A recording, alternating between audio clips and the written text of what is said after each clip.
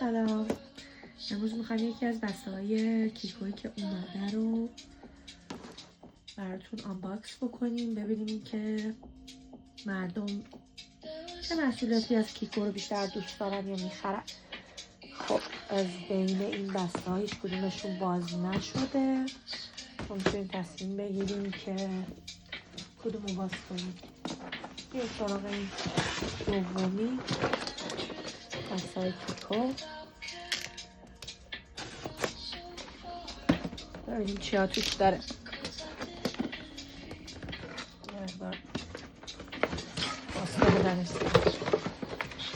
خب چیزایی که هست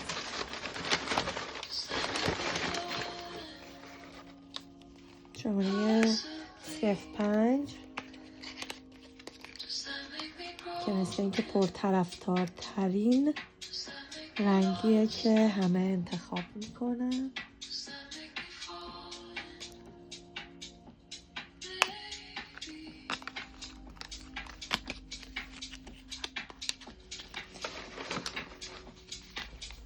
رنگ بعدی 01 بعد دوباره 05 مثل که خیلی پرطرف داره و 05 بعدی. حالا ما 01 هم باز میکنیم که شما رنگشو ببینید.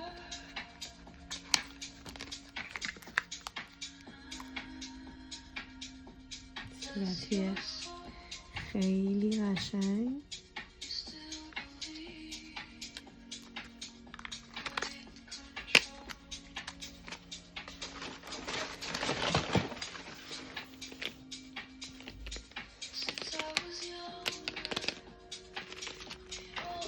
اینا فکر میکردم که لیپ گلاس باشن ولی لیپ گلاس نیستن.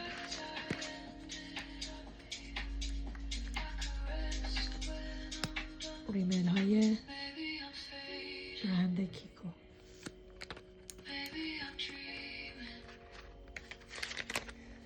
خب چند تا از این ریمل ها داریم.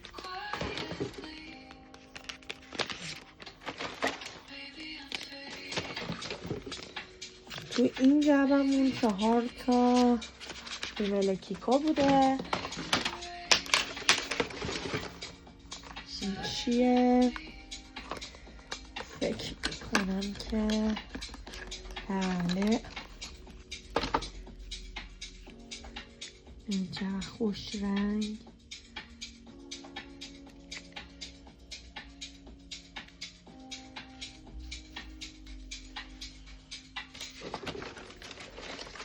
چیزای دیگه ای هم که توی این جعبه بود اینم نمیدونم چیه. فول کاوریج کانسیلر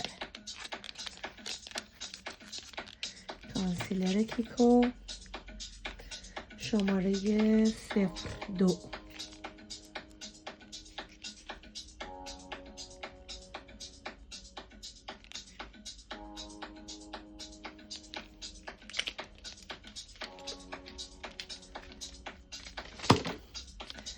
و این رو هم باز میکنم. شماره 12 قطعا روزه جذاب کیکو با این رنگ بی نهایت قشنگش.